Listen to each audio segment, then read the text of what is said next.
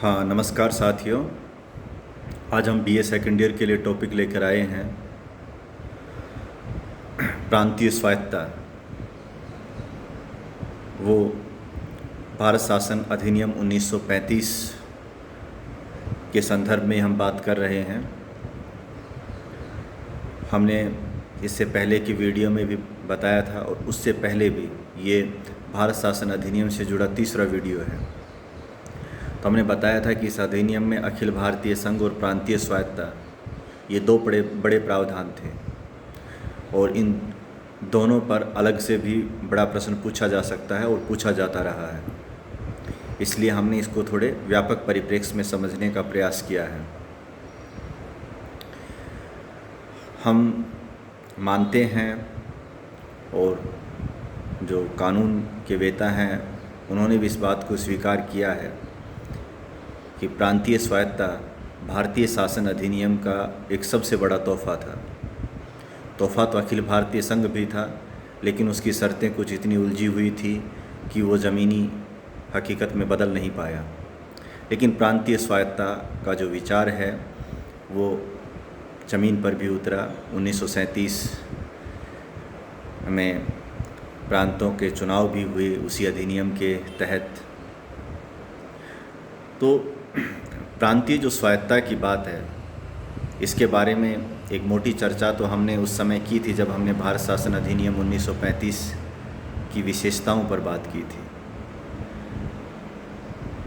अब हम इस पर एक बार थोड़ा फिर से प्रकाश डाल रहे हैं। जब भी हम प्रांतीय स्वायत्तता की बात कर रहे हैं तो हम दो अर्थों में उसका अभिप्राय लेते हैं। पहला अभिप्राय तो कि प्रांतों में केंद्रीय हस्तक्षेप से, इंटरफेयर से मुक्ति मिलना। केंद्रीय इंटरफेयर से मुक्ति मिलने का मतलब है कि जो भी प्रांतीय सूची के विषय हैं उन पर काम करने की पूरी आज़ादी प्रांतों को, प्रांतीय सरकार को मिलना।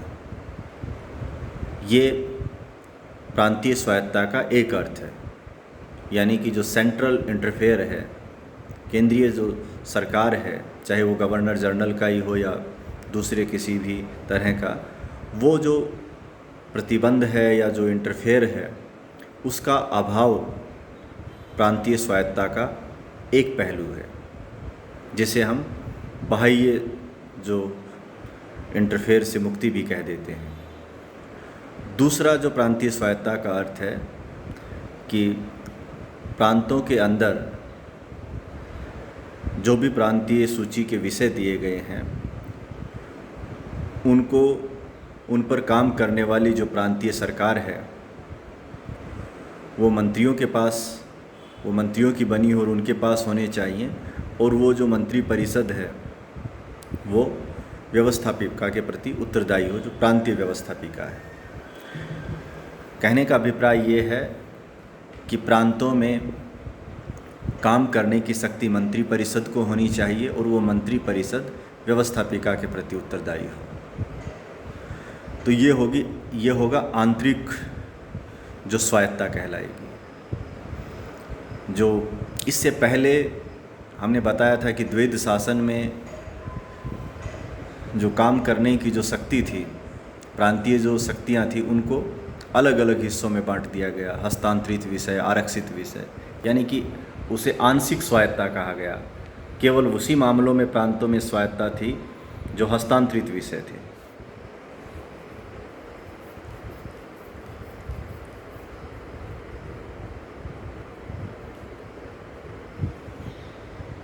जो हस्तांतरित विषय थे उन्हीं पर काम करने की स्वायत्तता दी गई थी उस समय भारत शासन अधिनियम 1919 में।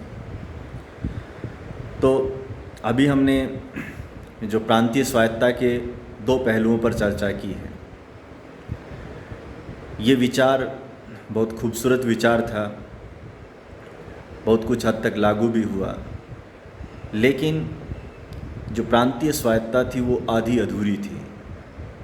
आधी अधूरी का मतलब है कि इसमें कहीं ना कहीं केंद्र का भी इंटरफेयर रखा गया और अंदर भी गवर्नर का जो इंटरफेयर है वो रखा गया। चूँकि गवर्नर है वो कोई जनता का प्रतिनिधि तो होता नहीं था, न जनता के द्वारा चुनकर आता था। जनता तो अपने विधायकों को चुनती थी, विधायक हैं वो मुख्यमंत्री का निर्माण करते थे, मुख्यमंत्री है वो मंत्रियों का चुनाव करते थे। तो गवर्नर को भी प्रांतों में बहुत से मामलों में इंटरफेयर करने की शक्ति दी गई। तो यही इसकी आलोचना में हम लिखेंगे कि प्रांतीय स्वायत्तता से क्या अभिप्राय है, और हम ये बताएंगे कि ये किस वजह से ये जो विचार था, ये जो प्रावधान था, ये अधूरा था। तो पहले हम बात कर रहे हैं कि प्रांतीय स्वायत्तता पर केंद्र सरकार का या गवर्नर जनरल का क्या इंटरफेयर था। और आप देखेंगे कि जो मैं इंटरफेयर की बात कर रहा हूँ, जिन जिन हस्तक्षेपों की बात मैं कर रहा हूँ, वो आज भी कायम है। इसीलिए भारत को अर्धसंघ कह दिया जाता है, या ये कह दिया जाता है कि भारत में प्रांतों की तुलना में केंद्र ज़्यादा शक्तिशाली है। तो यही जो विचार है ये उस समय भी रखा गया था जब भारत शासन अधिनियम। इसीलिए हम ये भी कह देते हैं कि जो भारतीय संविधान पर जिस अधिनियम का या कानून का सबसे ज़्यादा प्रभाव पड़ा वो भारत शासन अधिनियम 1935 का है। कहते हैं कि 2/3 हिस्सा है भारतीय संविधान का वो इस अधिनियम से प्रेरित है। तो हम बात कर रहे हैं कि गवर्नर जनरल, यानी गवर्नर जनरल केंद्र में बैठता था, ब्रिटिश भारत का वो प्रतिनिधि होता था, और जब वो रियासतों का प्रतिनिधित्व करते थे तब वो वायसराय कहलाते थे। तो गवर्नर जनरल एक तो अशांति की स्थिति में, जब युद्ध या किसी गृह युद्ध की स्थितियां पैदा हो रही हों, तो उस समय गवर्नर जनरल संकटकाल की घोषणा कर सकते थे, और संकटकाल की घोषणा करते ही जो प्रांतों के जो विषय हैं वो निलंबित हो जाते थे, और उन विषयों पर कानून बनाने की शक्ति केंद्र सरकार को मिल जाती थी। आज हम अनुच्छेद 352 के तहत आपातकाल की घोषणा की जो बात करते हैं वो कहीं इसी से ही वो मिलती जुलती है। तो आपातकाल की स्थिति में जो प्रांतीय स्वायत्तता में इंटरफेयर करने की इजाज़त है वो गवर्नर जनरल या केंद्र सरकार को मिल जाती है। तो वो एक इसमें एक गैप छोड़ा गया था। दूसरा मामला आता है कि अगर केंद्र सरकार शांति सुरक्षा या बहुत किसी महत्वपूर्ण विषय पर केंद्र सरकार को निर्देश देती है, कि वो राज्य सरकार को या प्रांतीय सरकार को निर्देश दिया जाता है केंद्र सरकार की ओर से किसी शांति सुरक्षा के मामले पर या फिर किसी बहुत महत्वपूर्ण विषय पर, और अगर प्रांतीय सरकार केंद्र द्वारा जारी निर्देश की पालना नहीं करती है तो केंद्र सरकार को ये हक है कि वो वहाँ किस जो प्रांतीय सरकार को भंग कर दे और शासन अपने अधीन ले ले। आजकल इसे नाम दिया गया है राष्ट्रपति शासन, जहाँ कई जगह गिरा दिया जाता है, सरकारें गिर जाती हैं, या उसकी जगह जो राष्ट्रपति जब शासन लगता है तो गवर्नर, उस ज़माने में गवर्नर जनरल उस प्रांत के गवर्नर के माध्यम से उस प्रांत का शासन करता था, उनसे जुड़े फैसले लेता था। तो ये एक दूसरा विषय है। आजकल ये जो पावर है, हालांकि जैसे अनुच्छेद 356 में जो राष्ट्रपति शासन की शक्तियाँ दी गई हैं वो अनुच्छेद 365 की शक्तियों से भिन्न है। 356 में तो अगर स्पष्ट जनादेश वाली सरकार नहीं आती है, किसी दल को स्पष्ट जनादेश नहीं मिलता है और ऐसी परिस्थितियाँ ही नहीं बन पा रही हैं कि कुछ दल मिलकर सत्ता में आ जाएं, तो सभी विकल्पों पर चर्चा करने के बाद फिर राज्यपाल राष्ट्रपति को ये सूचित करते हैं कि राज्य में फ़िलहाल जो जनादेश है उसके हिसाब से शासन नहीं चलाया जा सकता, इसलिए राष्ट्रपति शासन लगाया जाए और फिर उसके बाद जो पुनः इलेक्शन कराया जाएगा। तो ये तो राष्ट्रपति शासन लगता है अनुच्छेद 356 के आधार पर, लेकिन भारतीय संविधान में ही एक प्रावधान किया गया अनुच्छेद 365, उसमें केंद्र द्वारा जारी निर्देशों का अगर राज्य पालन नहीं करता है तब उसे राष्ट्रपति शासन लगाने का एक आधार वहाँ भी मिलता है। जब गुजरात में गोधरा दंगे हुए थे, जहाँ उस गोधरा में दंगे हुए, जो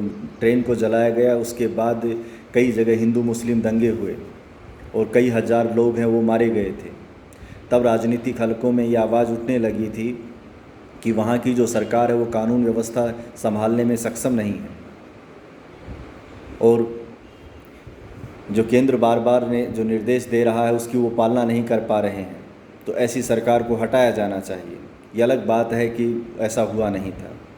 ऐसा ही मामला आया था जब बाबरी मस्जिद का ढाया गया था, तो उस समय भी वहाँ की जो सरकार थी, उस समय जो कल्याण सिंह जी मुख्यमंत्री होते थे, तो उनसे भी ये वादा लिया गया था कि वो वहाँ व्यवस्था संभालेंगे, किसी तरह की हिंसा नहीं होने देंगे और कोई भी अप्रिय घटना नहीं होने देंगे, लेकिन वो संभालने में नाकामयाब रहे।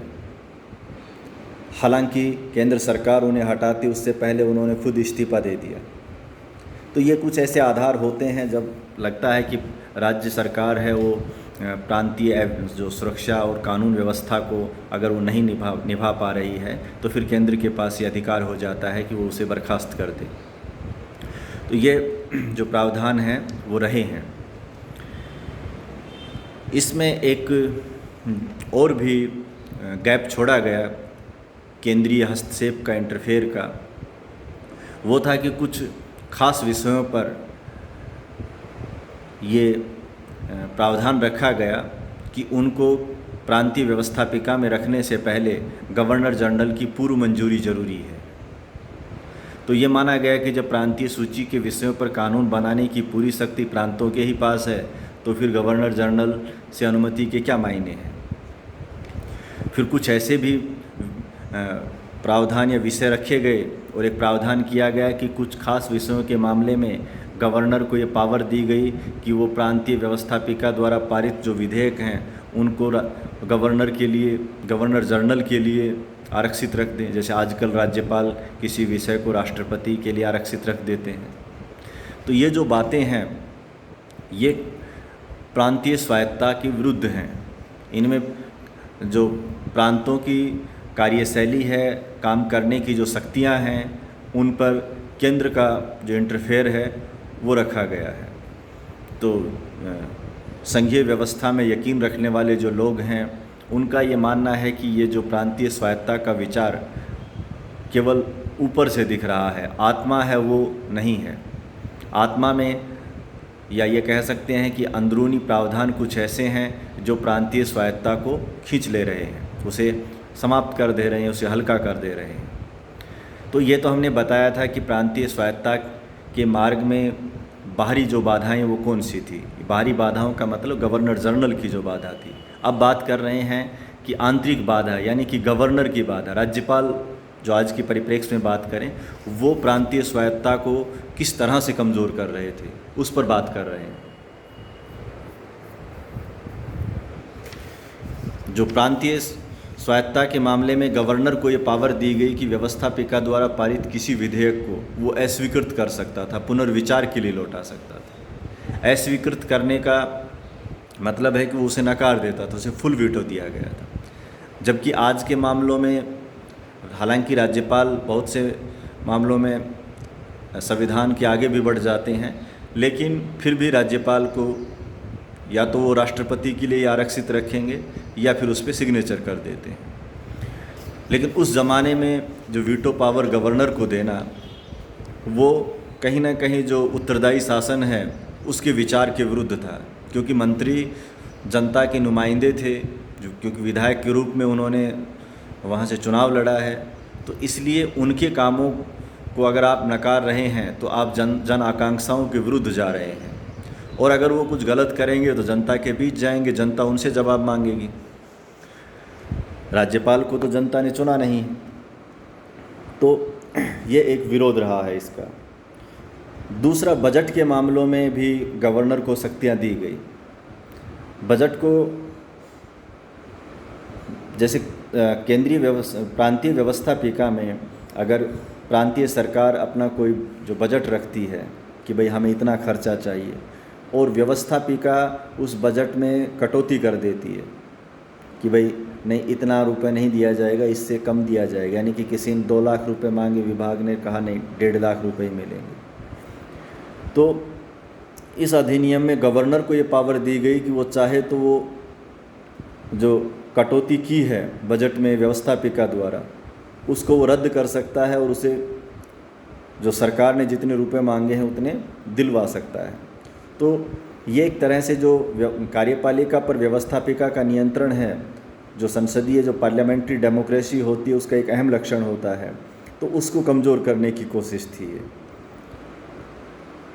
दूसरा, राज्यपाल के पास या गवर्नर के पास ये पावर दी गई कि वो चाहें तो मुख्यमंत्री को भी हटा सकते हैं, बर्खास्त कर सकते हैं, मंत्रियों को भी हटा सकते हैं। तो ये जो प्रावधान थे ये सब तानाशाही वाले थे और अनुत्तरदायी शासन के हिसाब के थे।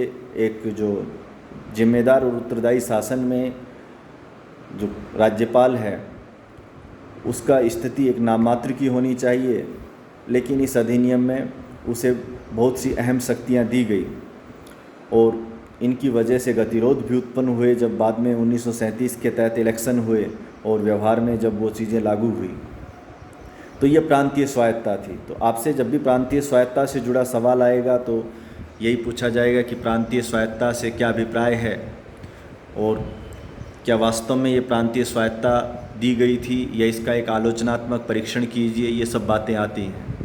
तो पहले तो आप इसके बारे में बताएंगे, प्रांतीय स्वायत्ता के दोनों पहलुओं के बारे में जिक्र करेंगे, उसके बाद प्रांतीय स्वायत्ता के विरुद्ध जो गतिविधियां थी या जो प्रावधान थे उन पर आप बात करेंगे। धन्यवाद।